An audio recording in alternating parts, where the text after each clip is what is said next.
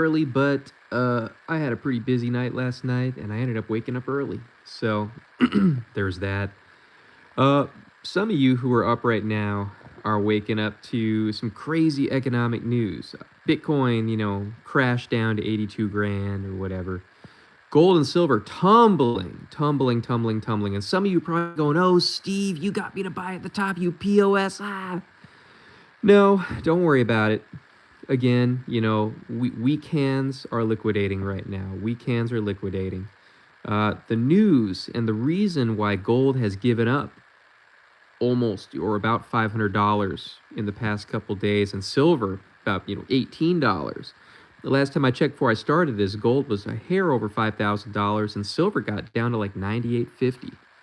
You have to remember, in the grand scheme of things, that sounds horrible, but it's not, because the record run up over the past couple months, I mean, you have to understand it's going to give it back, and they're trying to create a cascade effect where people, the newbies who just piled in to gold and silver, are giving up and they're selling, going, "Oh, you boomer rock holders, I can't believe you got me to buy into this. But here's the thing. If you're part of my Discord server, you would know. I've been saying Kevin Warsh is going to be the new Fed chair forever. For months, I've been saying that. Just look at the guy. He's got a Saturnian disposition to him. He looks like the freaking Grim Reaper, but young. He looks like that. They always put everything in the names. Kevin Warsh, because the U.S. is all washed up. Out here in the Ozarks, a lot of people who are from here, they don't say wash, they say warsh. They say warsh. And so Kevin Warsh, yeah, the U.S. is all washed up. That's what they're telling you. And so right now, Kevin Warsh being selected is causing the dollar's value to supposedly go up by 0.1%, right? Should that be enough to shake markets? No. But it is, because everybody knows, Trump has wanted Powell gone for a long time now. And it's weird because, Warsh is going to do the president's bidding. It's widely known that he is going to hit the ground running with lowering interest rates. We just don't know by how much in the summer. But it's interesting because a lot of the Fed governors claim that Warsh is actually not going to be in the president's pocket. And long term, he's not going to be following the orders of the president and lowering interest rates down to nothing like during the pandemic. I don't believe that. I think that he will. And I think that the precedents of like the litigation right now with, I think, Laura Cook, is Trump is trying to remove her as a Fed governor. Now, what a lot of people don't know is that Jerome Powell, even though he's not going to be the Fed chair anymore as of May, he's going to be a Fed governor for 2 more years.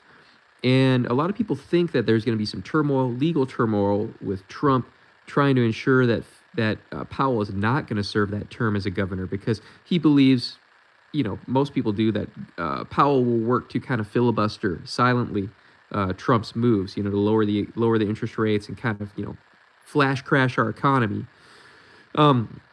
So gold and silver crashing, it's not a crash.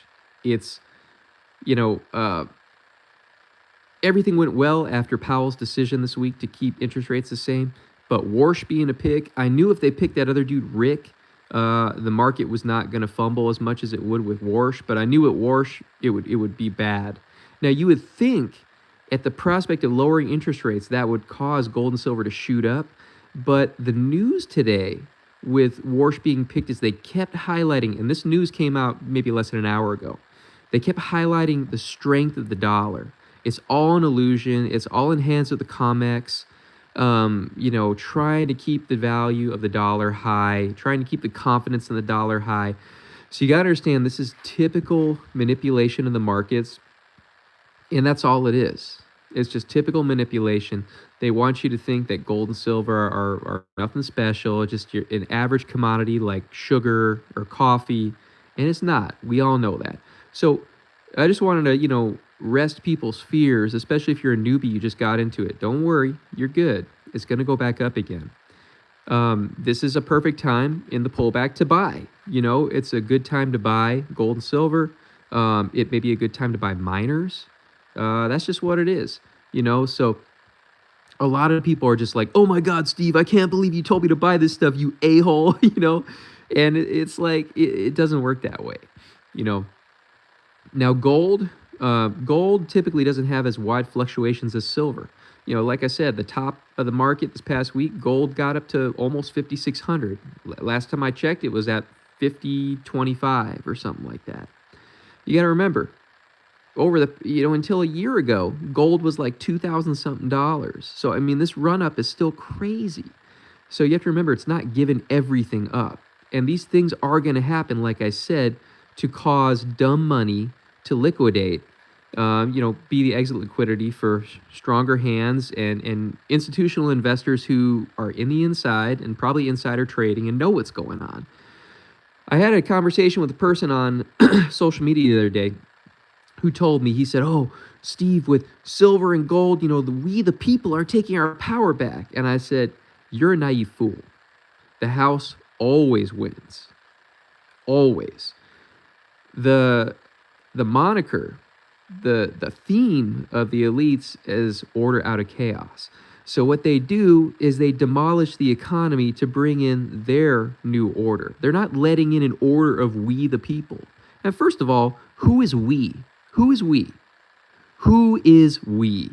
We is Karen next door who calls the cops on you because she doesn't like your dog. We is your employee, coworker who tries to get you fired because they don't like you. We is, the people who are horrible to deal with, the general public. Why would you want to align yourself with that? We, there is no we. There is a collective of eyes, of people, there is no we. So these people like, oh, we the people, these Ron Paul Tea Party dummies, like, oh, the Bill of Rights and the Constitution. That never had any value. It was always lower than a roll of cottonelle. Always. It's shit. It's garbage. That we the people junk is namby-pamby fairy tales for the people. That's all it is. It doesn't mean anything. We all know that's not how things work. House always wins. The people, they say the guy with the gold makes the rules. Well, the institution with the most gold makes the rules. And who do you think has all the freaking gold? Not me. I got a little bit. Who do you think has all the gold? The people calling the damn shots. All right? So all I said to him was, having precious metals positions you good for the next order, which has yet to come into shape. This turbulent period that we're in right now is part of the transition. In order for the new order to come about, the old order has to die. And when things die, there's some writhing around, there's some teeth gnashing, right? And then eventually things calm down as the new order comes into shape. We all know this is what it's going to be. So anybody right now investing in anything has to understand nothing is a sure bet. No one knows the timelines. Like they say, when Jesus is going to come back, nobody knows the time. He'll come back like a thief in the night. It's the same thing with the economy. Anything. No one knows the time. All people can do is kind of just show you the larger macroeconomic trends. Will gold and silver trump the dollar? Pun intended. In the long term, yes, of course. We just don't know the finer details microeconomically. So people have to understand that. Now, if you think you're going to get advice from me or anybody else that's going to make you a millionaire overnight, man, you can come here to the Ozarks, walk the streets, and go find a meth pipe to smoke. Because that's not the way it works, But all in all, if you're holding gold and silver, you're good. You're totally good. Think about it right now. Gold and silver, I guarantee you, over the next week, next week it's going to climb back up. Don't worry about it. They're going to keep doing these crashes. And think about it. Anytime you have these historic run-ups in gold and silver, and I talked about this in the past, you get a stair-step pattern. You have the huge run-up, and then there's consolidation. There's people who sell, or like there's a little, bite in the news that causes a flash crash. People sell, but what happens when people sell is it hits a new floor and people buy back. Do you think silver is really going to go down again to $30 an ounce? I mean, anything's possible, but I don't think so. I think like anything else, a floor is hit and then people come in and start buying again. And, now old heads like me, am I going to go and buy in at $100 or $98 or whatever it's at right now? Probably not. But newbies will. Because they're going to go, oh, this is an opportunity. They're not used to buying low. They're not used to buying silver at $15 or $20 or $30. But You got to understand when you're investing in this stuff, you can't just be looking at dollar amount. You have to be in it for the love of the game. You have to enjoy the journey. That's part of it because you don't know what the hell's going on, you know. But enjoy it, you know. Enjoy the wild swings. And I know it makes your heart rate go crazy. It makes you sweaty. It makes you go, "Oh man, what the hell did I get myself into?" But you know, we all know the use case of all fiat currencies is eventually it evaporates into nothing. It breaks.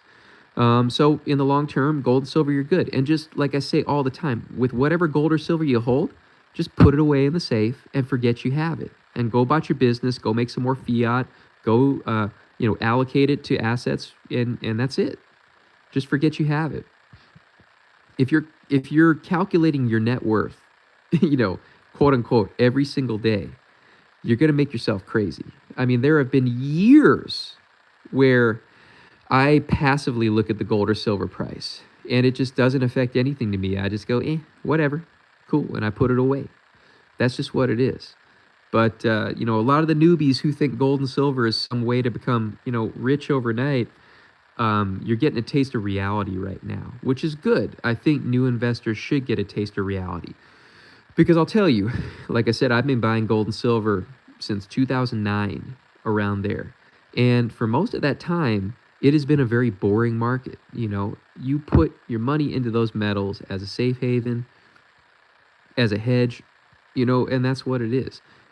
This is very novel. Like the 2011 run up was crazy, but that's nothing in comparison to the COVID crumble in March of 2020, and and then this historic run up over the past 4, 5, 6 months. There's nothing like this. And so you don't know what it's going to be. I know already, there are people going, "Oh, you're the new bag holders, guys. If you just bought in, you're the new bag holders. You bet you baggies are going to be holding until the 2040s." I don't believe that's the case. I don't think the US dollar is going to be holding out till the 2040s.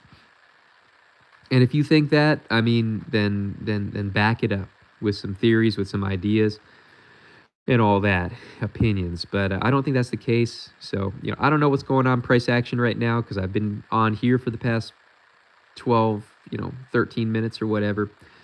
And the market hasn't even opened in the U.S. yet. Will things tumble even more once we hit 8 a.m. Central Time, 9 a.m. Eastern Time? Maybe. Who knows?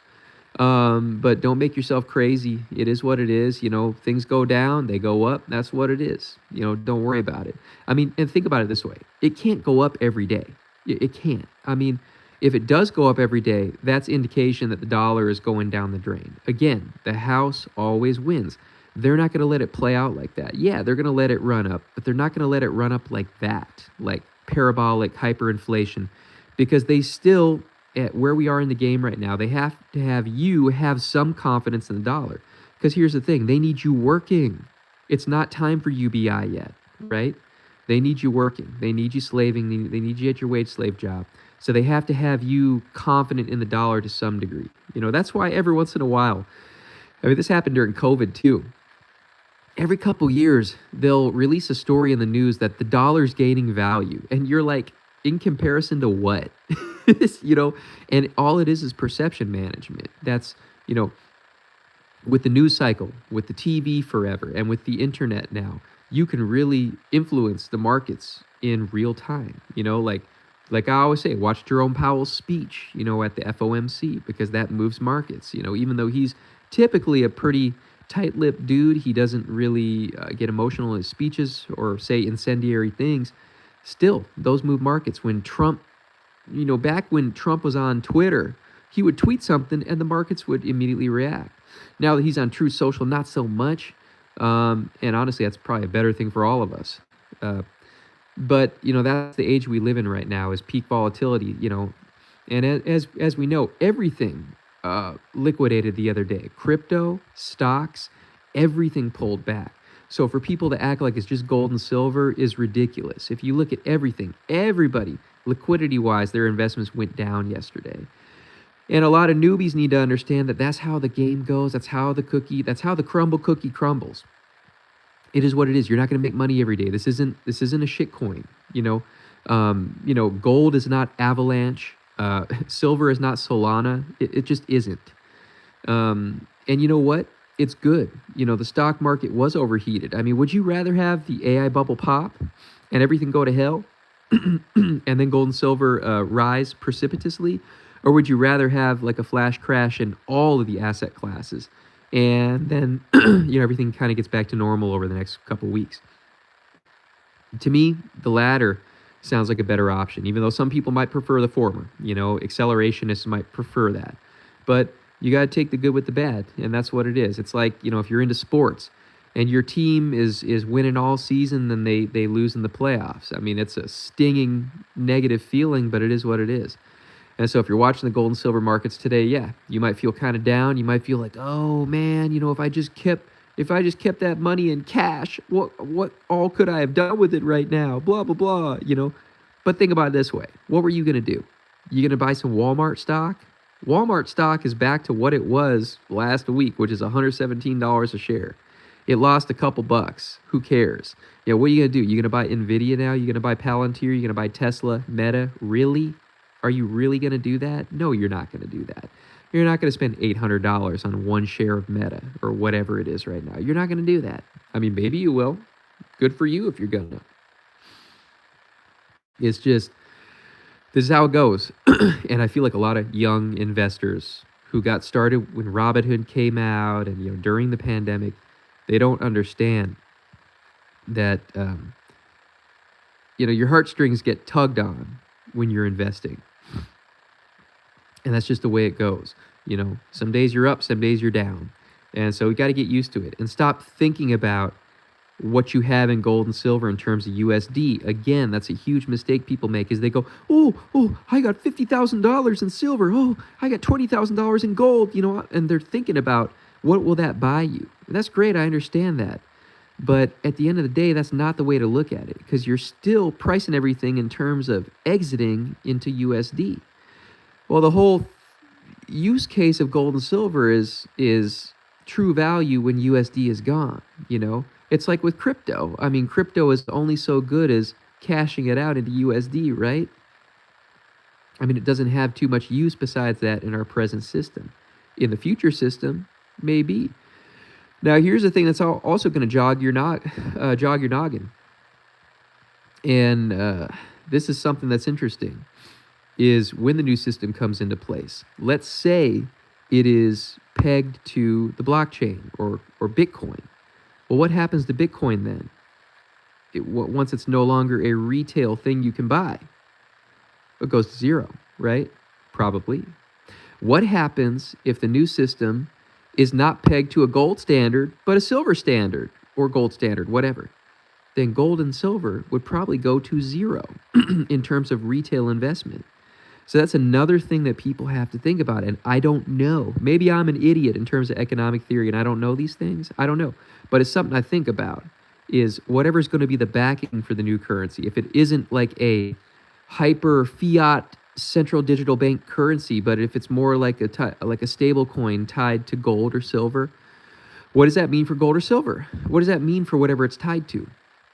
It means that that's no longer a retail investment, And so people talk about confiscation. They don't need to confiscate. They don't need to confiscate your gold and silver. All they need to do is say the new system is based off of silver. Ergo, silver is worth nothing retail-wise, right? That's all they got to do. No one knows what's going to happen. No one knows what's going to happen. But it's just food for thought. It's just something to think about. This is something they may do. I've said this since the beginning of time, is the elites actually may do the opposite of what you think they're going to do. They may actually, instead of hyperinflation, they may go the deflation route. Your gold or your silver might go super low. You don't know. They may go the deflation route, and I'm ready for it. I'm ready for it mentally, whatever they choose to do. But that would be like the biggest plot twist ever, because it's not on anybody's radar.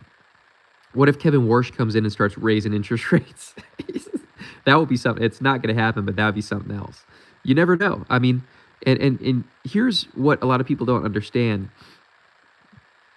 Kevin Warshed had an interview 6 months ago. I really pay attention to this stuff. Kevin Warshed had an interview 6 months ago with, I think, C-SPAN or CNBC or something like that. And he talked about his Role model. Who was his role model? Take a guess. Take a guess. His role model was Paul Volcker.